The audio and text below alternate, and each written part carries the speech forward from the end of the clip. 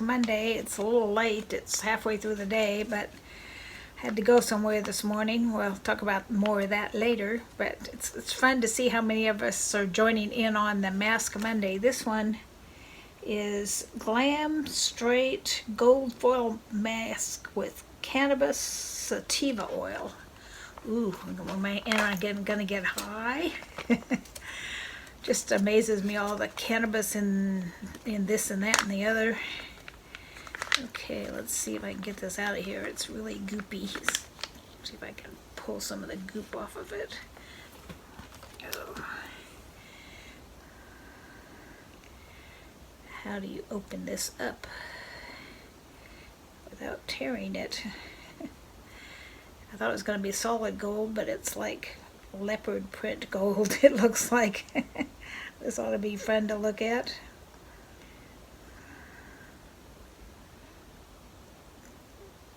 Oops. Uh-oh. Quite, I dropped it. It's got two pieces to it. Alright, let's see.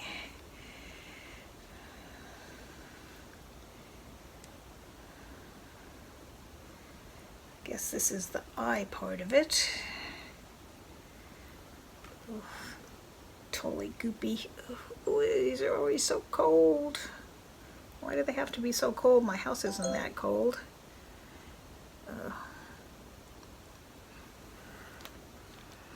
This must be the bottom half. Got a dog hair on it. Ugh, get off, dog hair. Let's see how this works.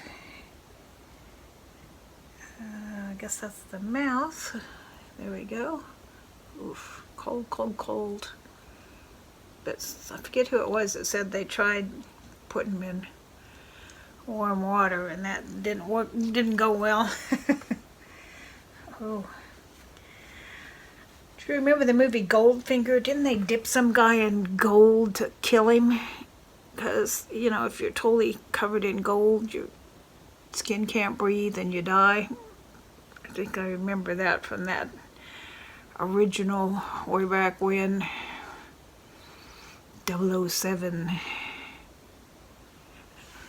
If you get farther back, I definitely look like a CP3O, you know, from Star Wars. If you get way back here, my whole face looks gold. If I get closer, you can see it's just leopard gold or something.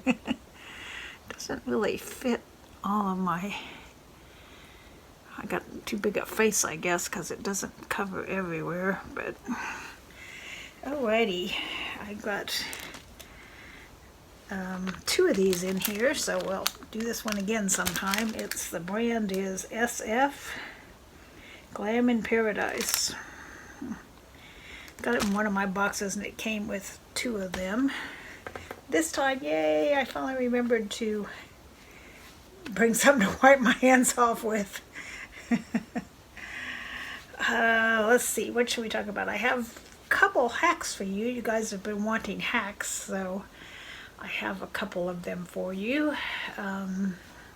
First one is, I have a lot of counter space, so I'm blessed, but I have had houses where I didn't have a lot of counter space. If you don't have a lot of counter space, if you pull out a drawer and put a cutting board over it, like a wood portable cutting board or whatever, where the drawer is, it extends your counter space. You can cut on that cutting board and then you can still use your counter space for whatever else you need. So that's hack number one, is pull out a drawer, put a cutting board on it. Gives you that much more, however big your drawer is and cutting board is, that much more prepping space. Oh, I keep getting all these texts. Oh, come on, enough already. When you're in a group text, it's like this person says something and then these all 5 people all respond and then this person will say, you know, it just goes on and on and on when you're in those group texts. Let's see, what's another hack? Oh, if you've got leftover spaghetti sauce, before you freeze it in a bag, freeze it in a muffin tin, and then pop the little frozen muffin size things out, then you can do like 1 serving of spaghetti or whatever, or 2, or however many you want, and it just You don't have to thaw out the whole big pot of spaghetti sauce. You can just thaw out a muffin tin at a time. Which reminds me of another thing that we do. We like steel cut oats, but steel cut oats take like 20 minutes to cook because, you know, they're steel cut oats. They're not the instant stuff. So we'll make a big pot of steel cut oats, and my daughter-in-law puts chia seeds in it and, you know, all that to make it more healthy, but just plain oats is fine with me. And once you cook it, if you put in, and we like the silicone muffin pans, it works better, but if you dollop all the oatmeal in the muffin tins and then after it's frozen, pop them out and put them in a Ziploc bag, then it's almost like instant oatmeal. You take a couple out, pop them in the microwave, and instant oatmeal, but it's good for you steel cut oats. So there's another hack. Let's see, I had a third one. Oh, usually I freeze, and this is one that was new to me. It was a good idea, I thought. You know, usually I freeze hamburger in just the package it comes in, you know. But if you flatten it out, you know, like a rectangle, a really flat rectangle, you can stack them up, and it thaws out more evenly, and you can store more in your freezer because it's thin little pancakes of, you know, instead of one big cube or chub or whatever, it's like, you know, layers of thawed out or frozen hamburger. I gotta find some. You got a good hamburger recipe? I bought a bunch of hamburger when I went on that quest to buy a bunch of stuff to get ready for winter, and so now I have like probably have 10 pounds of hamburger in there. So if you got a good recipe you use for hamburger, let me know. The other day I made, I know it's probably not, Fawn can tell me it's probably not officially shepherd's pie, but I made a Hamburger-based shepherd's pie that was yummy with mashed potatoes on it. Yesterday I made, what did I make? Oh, I tried it and it didn't work very well. I was disappointed. I put pork chops in the crock pot, and I make stuff up as I go sometimes, and this one didn't work very well. We threw some pork chops in the crock pot and some cream of chicken soup, and then I put some ranch dressing over the top of the cream of chicken soup and cooked it like 6-7 hours. And it was too long at all, like some of it burnt to the side and all the sauce cooked away. My intention was to have moist, juicy pork chops with the soup and stuff making a gravy, because I made mashed potatoes with it, but the gravy all kind of cooked away and the pork chops got dry, and so they don't need very long in the crock pot, obviously, maybe 3 or 4 hours, not as long as I did. So that didn't work, but I think the taste was good. It just, you know, I either need more soup or less time or a combination of the two, or thicker pork chops or some combination of those things to make it taste better, because it wasn't very good. So where I was this morning, so I couldn't do my mask, was, it wasn't last summer, it was the summer before last. I'm on the board of the Grandparents Association at my grandkids' private school they go to. And we decided to do a cookbook sales thing. So last summer, like about 6 or 8 of us put together a cookbook. We collected recipes from teachers and students and grandparents, and it's a hardback. It's got spiral rings, but it's not one of those with the little cheapy plastic thing. It's like a hardback cookbook with the ring binder type thing, so that you can add recipes to it. But it's a really nice cookbook with lots of great recipes in it, and our intention was selling it to make money for what's called teacher sustainability, where, you know, give teachers money for continuing education or raises to keep them or whatever, because you'd think a private school would pay more than public schools, but that's not necessarily the case. So our intention was, they have this in April, they have this big grandparents association where all the elementary school kids, they get up and each class does a song, and, you know, all the grandparents come and they go to the kids' classrooms, and then they take them into lunch, and, you know, it's a whole big deal, and grandparents from all over the country, even all over the world, come to this thing. So there's a ton of maybe 400 or 500 grandparents come. So that was our target audience to sell this cookbook, because the younger people don't use cookbooks very much. They just get online. But the grandparents, are more likely to buy a cookbook. And then COVID came, and our cookbook sales, we sold some last fall. And then, of course, before the April Grandparents' Day, COVID came, and Grandparents' Day was out the window because the schools all shut down. So we still have about half of the cookbooks, but we did sell about half of them. I think we did 500 of them, and we sold about half, so we'd still have about half to sell. But today we made about, I think it was $3,400 so far. So we did a photo op thing where we presented them one of those fake giant checks to the principal for the $3,400 that we had made, and all the cookbook committee were there getting our picture taken with the giant check and the principal of the school. So, and then afterwards we went, some of us, because what the school does, they did this last year and we participated, and grandparents like to participate in as much as we can. What we did last year, and we'll do it again this year, we were just planning sessions. The school buys some trees, Christmas trees, and then they have different groups, like, maybe a sports team or a club, a Spanish club, or whatever, different groups take these trees and decorate them, and then they sell them, the whole tree with the decorations and everything. They auction them off to make money for the school. So we did it last year. We did a Grinch one. I'll see if I can find a picture of it and put it up for you. It was really cute. And this year we were meeting after the check giveaway thing. Some of us met at a coffee shop to come up with some ideas for what we want to possibly do for the tree for this year.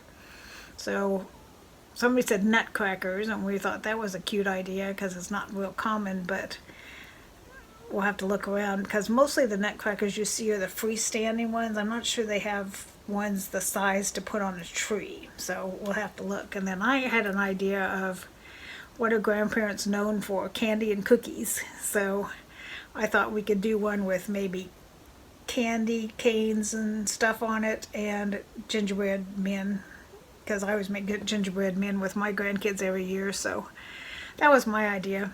And we threw around some other ideas, so we're gonna go next Monday and go to Hobby Lobby and look around and see what we think we can find. We're thinking about doing like bows made out of the buffalo plaid. That's kind of in right now, and I just hope our tree turns out good and makes a lot of money.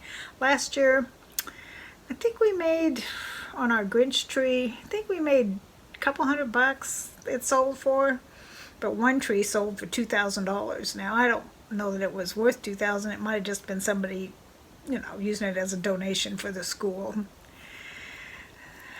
So we'll see. I'll try and tack on the end of this the picture of the tree we did last year. I'm sure I've got it somewhere, although I have been deleting a lot because my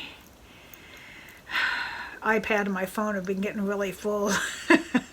My phone not so much, but my iPad, I gotta get a new iPad. It's only got 16 gigabytes on it, and it's perpetually running out of memory, because it's just, I remember 16 gigabytes sounds like a lot, but it's not anymore. When I was first working, after I got divorced, I worked at a company that, this is way back in the day, we repaired, now they just throw them away. We repaired hard drives for Apple, and they were 10 megabyte hard drives. 10 megabyte hard drives. That was a big deal when they went up to 20 megabytes. Seagate came out with a 20 megabyte drive. That was a ton of storage, and nobody'd ever need more than that. And now we've got, terabytes or something? So we went from megabytes to gigabytes to now we're up to terabytes. So just in the 30 years, maybe 30 years, I guess, since I had that job, computers have just gotten crazy big. Well, not big physically, but big memory-wise. Because physically, you got one on your wrist now with a, a Apple Watch. Every time I see those Apple Watches, it reminds me of Get Smart with his shoe phone, and we thought that was so ridiculous that that could never happen, and here we are, phones on our wrists and phones in our pockets and hitting the real world wide web. Say that fast 5 times. Right from our pockets. It's just amazing to me how much things have advanced in just, what, 30 years maybe? I think computers weren't really a big, everybody had one in their home 30 years ago. Till now, everybody has them in their hand. This is my thing I got from Fashion. It's got like a little zipper down here. It's supposed to be a cardie, but when you unzip it and turn it into a cardie, it's just a cardie. But as a top, I think it's cute with the neckline and the zipper, so I'm probably never going to wear it as a cardigan. I've got a cardigan similar print. I think it looks much cuter as a top. So that's what I wore for my picture taking session.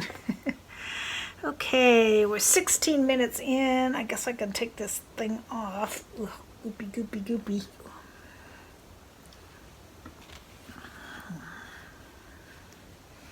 Wipe some of this goo off. I've got smart and brought a wet paper towel with me this time.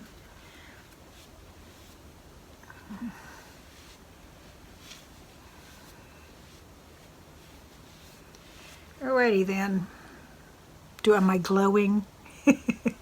Did it work? Do I look 50 years younger? Probably not. So I'm going to try and go and watch. There's getting so many of you that are doing the Mass Mondays. I'm not sure I can watch them all, but I'll try and watch at least some of them. I'm enjoying the fact that we're all like piling on and doing the Monday morning masks, and you guys have gotten me into doing it, and I never would before, so my skin will thank you.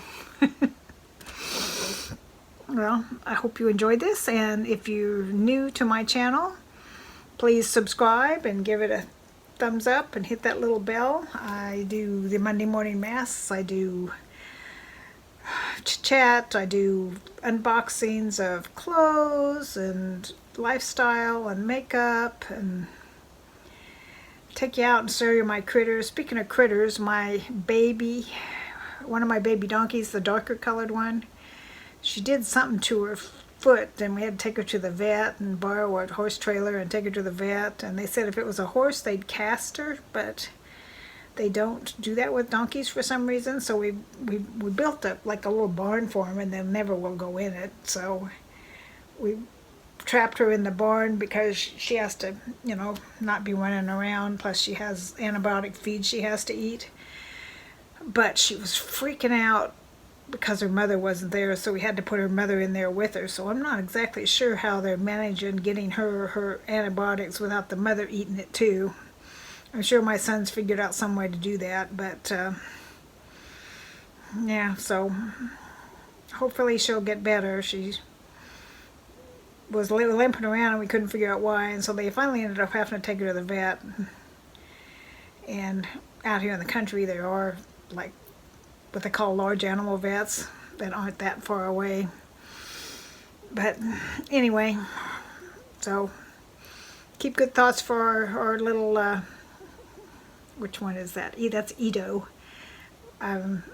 My granddaughter, the mom's name is Burrito, and Edo means little. So the mama is Little Burrow, and so my granddaughter wanted to name this one Edo, so she's little Burrow's little baby. Anyway, so that's what's going on with our critters. So hopefully her leg gets better, and I hope you like the hacks. That's something else I do. If you're new to this channel, please subscribe. I'm going backwards. I need to start going forwards. I'm trying to get to 300 and I'm sliding backwards. I think it's not always necessarily people quitting. It's after a certain time, if people don't click on your website, YouTube just deletes them. which I think's rude. If they wanted to delete themselves, they would. I mean, if I want to cancel off of somebody's, so what I don't know, this is something I started doing. I went to the bottom of my list, the oldest ones that I haven't watched, and I'm watching, and I don't know, you guys can maybe tell me if this works. I click on it and I watch a little bit of the video and then I fast forward through the rest. Does that count with YouTube as a watch? I'm hoping so, because I'm trying to at least click on them and watch all these ones I haven't watched in like a really long time, just so I don't get taken off, because I hate it when YouTube takes people off. It's not their business to do that, I don't think. What do they care? So I'm trying to avoid that happening by going and watching all these, because I've probably got 300 or 400 people that I subscribe to. So I'm trying to do maybe 20 every few days of just clicking on them at least and liking them, and then fast forward through and go to the next one, so I don't take all day watching them, unless it's something that strikes my fancy, tickles my fancy. But some of them I notice, the ones that haven't put anything up in like 6 months or a year, I'm not going to do that with them, because they're obviously not doing anything anymore. But if they're still somewhat active, then I'm trying to support them that way. Anyway, I'm done. I'm done rambling. It's been 20 minutes. That's long enough to ramble. I'll talk to you all real soon. I've got that Wee Blessings box is finally on the way, so I'm anxious to see what they send me for the first time. I kind of peeked online and I saw, and I'm like, seriously? They sent me cut from the cloth burgundy jeans, and what did I just get from Fashion that I bought for 50 something bucks? Cut from the cloth burgundy jeans, and the price from Wee Blessings is $35. So I'm like, those are the pants I just bought for 50 something. Oh well, who knew? So I obviously won't be buying those, because I just bought the exact same pants. Well, maybe these aren't corduroy. The ones they're sending me, the ones I bought were corduroy. But still, I don't need 2 pairs of cut from the cloth burgundy pants. So those should be, they've shipped, so I think I looked, you know, they're coming UPS. I think I looked and they said they're supposed to be here maybe Thursday. So hopefully they'll get here Thursday, and Thursday or Friday I'll get the video up, depending on when they get here. Talk to y'all soon. Bye-bye.